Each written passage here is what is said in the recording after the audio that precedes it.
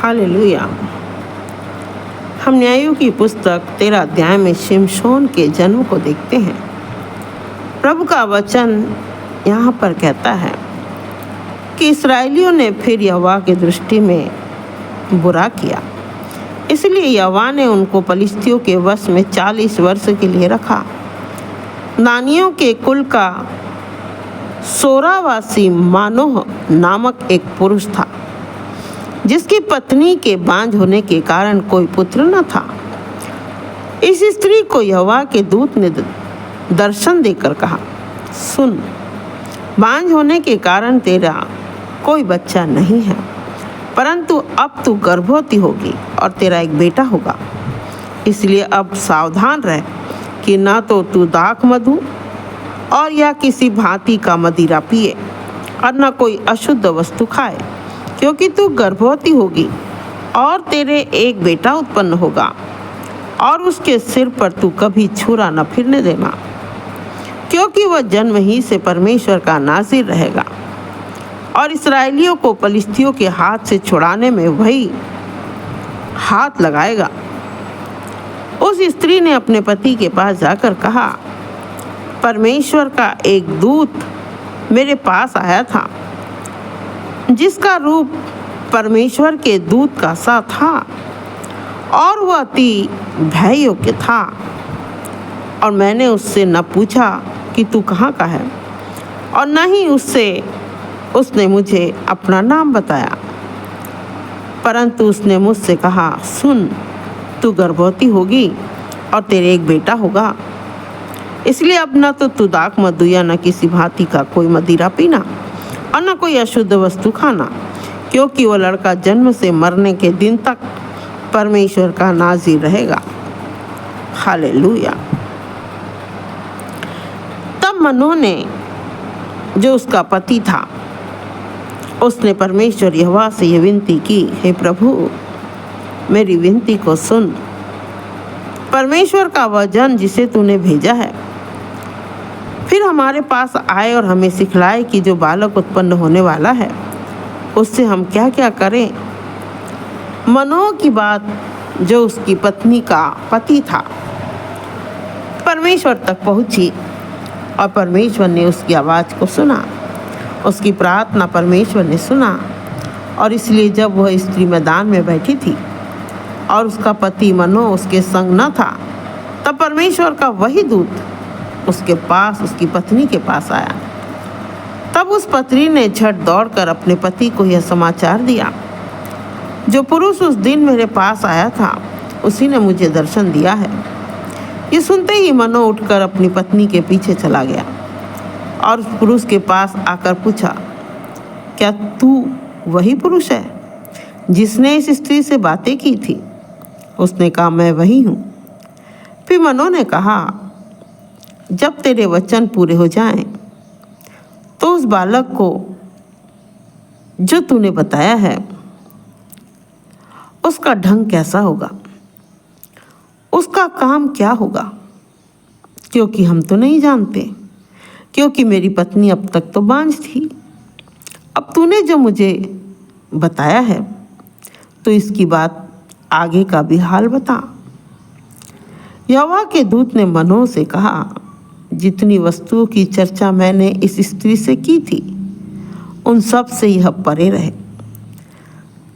फिर कभी दाख मधु ना पिए, मदिरा ना पिए, अशुद्ध वस्तुएं ना खाए, और तब ये वो बालक को जन्म देगी। यह कोई वस्तु जो दाख लता से उत्पन्न होती है वो भी ना खाए, ना दाख मधु पिए और न किसी भांति का मदिरा पिए और न कोई अशुद्ध वस्तु खाए। जो जो आज्ञा मैंने इसको दी थी उसी का यह ध्यान रखे और उसी को माने। मनोह ने यहोवा के दूत से कहा, हम तुझको रोक लें कि तेरे लिए बकरी का एक बच्चा पका कर तैयार करें, तेरी पहुनाई करें, तुझे भोजन खिलाएं। यहोवा के दूत ने मनोह से कहा, चाहे तू मुझे रोक रखे, परंतु मैं तेरे भोजन में से कुछ न खाऊंगा, और यदि तू होम बलि करना चाहे तो यहोवा ही के लिए करना। मनोह तो न जानता था कि यह यहोवा का दूत है। मनों ने यहोवा के दूत से कहा, अपना नाम बता, इसलिए कि जब तेरी बातें पूरी हो तब हम तेरा आदर मान कर सके।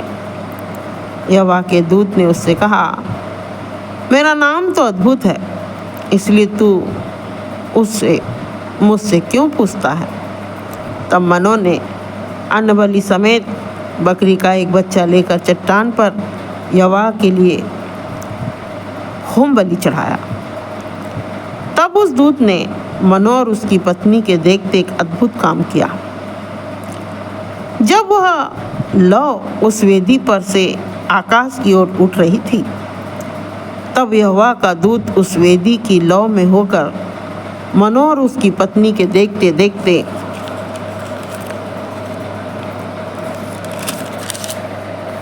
ऊपर स्वर्ग की ओर चढ़ गया। तब वे भूमि के ऊपर मुंह के बल गिरे और दोनों ने परमेश्वर यहोवा को दंडवत किया। परंतु यहोवा के दूत ने मनों और उसकी पत्नी को फिर कभी दर्शन और न दिया। तब मनों ने जान लिया कि वह यहोवा का दूत था।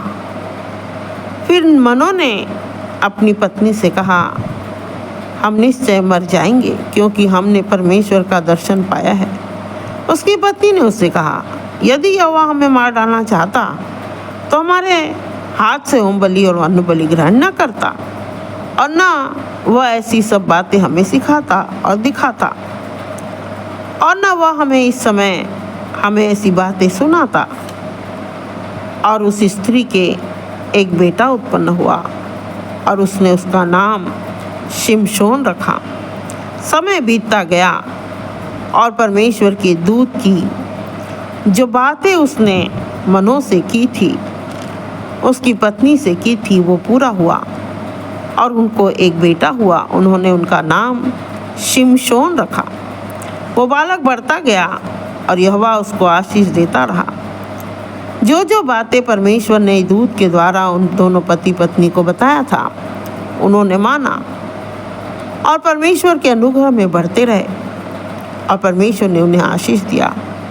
और यहोवा का आत्मा शोरा और अस्तोएल के बीच मैदान में उनको उभारने लगा।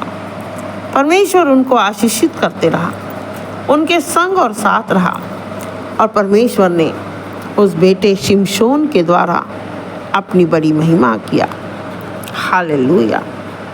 आज शिमशोन का जन्म परमेश्वर के दूत के बताए अनुसार जब उन पति पत्नी ने माना, उस पर विश्वास किया, वो बांझ स्त्री एक पुत्र की आनंद करने वाली माता बन गई। Praise the Lord. हालेलुया।